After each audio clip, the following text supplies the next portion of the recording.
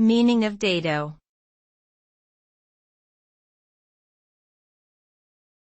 Dado.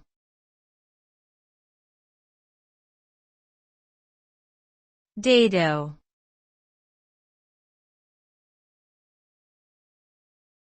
Dado.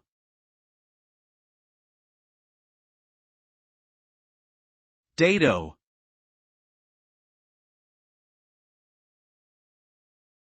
Dado can refer to different things depending on the context.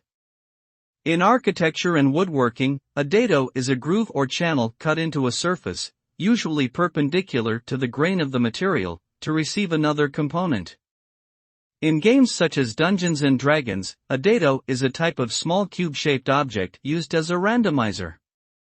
In Brazilian Portuguese, dado means given or data. Overall, the meaning of dado is highly dependent on the context in which it is used.